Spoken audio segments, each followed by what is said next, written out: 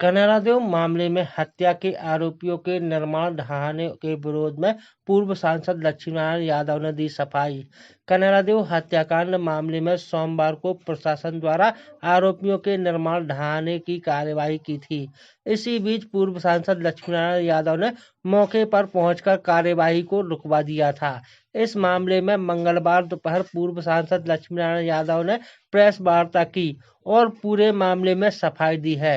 उन्होंने कहा है कि किसी भी स्तर पर आरोपियों या उनके कृत्य के समर्थन में नहीं हूं। यहाँ तक कि जब उनके खिलाफ यह केस दर्ज हुआ था तो मैंने उन्हें किसी भी तरह की मदद देने से इनकार कर दिया था। लेकिन अब मामला आरोपियों के परिजनों की प्रॉपर्टी को डिसमेंबल करने का था। मेरा मानना है कि किसी अपराध में लिप्त व्यक्ति की प्रॉपर्टी को नुकसान पहुंचाने का यह सरकारी चलन ठीक नहीं है। अगर ऐसा होता है तो फिर कोर्ट का मतलब ही खत्म हो जाएगा। इसी सोच के तहत मैं मौके पर पहुंचा था।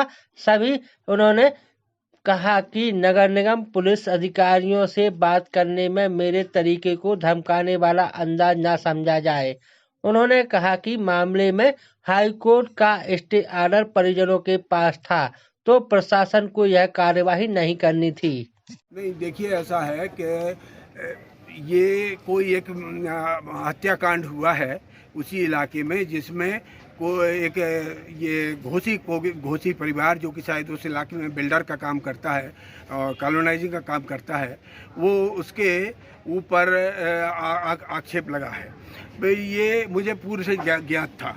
वे लोग मेरे पास आए भी थे, पर मैंने उसमें कहा कि देखिए, पुलिस जो छानबीन कर रही है उसे छानबीन करने दिया जाए और इसमें किसी प्रकार का मैं बीच में नहीं बोलूँगा। अब अचानक एकदम कल सुबह वो लोग रोते हुए मेरे पास आए कि साहब हमारा तो मकान गिराया जाने लगा है। उसमें जब पुलिस छानबीन कर ये केस दर्ज कर रही है तो मकान गिराने का कौन से कानून के तहत नियम है?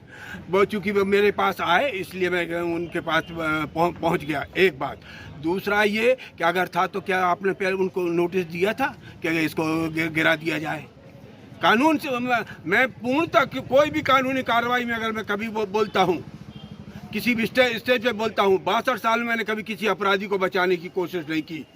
हमेशा पुलिस से कहता हूं कि कानून के मुताबिक काम करो, हमें कोई चिंता नहीं। और हम आप इतनी हिम्मत रखते हैं कि हम ये कह दें कि साहस रखते हैं कि हम ये कह दें कि नहीं, गलत काम किया है तो उसकी सजा तो भुगतनी पड़े। लेकिन आज से मैंने कहा कि वो असल में उसमें ये तो एक और बड़ा हमको दिख रहा था, गलत काम दिख रहा था। जब हाई कोर्ट ने स्टे कर दिया, अब हाई कोर्ट से ऊपर हो जाएगा फिर तो कोई व्यवस्था चलेगी नहीं अगर हम हाई कोर्ट के आदेशों को इस प्रकार से अवहेलना करेंगे। बल्कि वो सरकार से तो सरकारी अधिकारियों से उम्मीद की जाती है कि अब उनको अगर भनक भी लग जाए कि इसमें हाई कोर्ट ने ऐसा कोई आदेश दिया है, कोर्ट ने कोई आदेश दिया है, तो उसका पूरा सम्मान तत्काल करना चाहिए। अब चूँकि जिस प्रकार से कार्रवाई हो रही थी तो मुझे लगा कि दोषपूर्ण कार्रवाई है, क्योंकि मकान गिराना तो किसी का उसका वो कोई आदेश होगा ही नहीं और रहा ही नहीं होगा।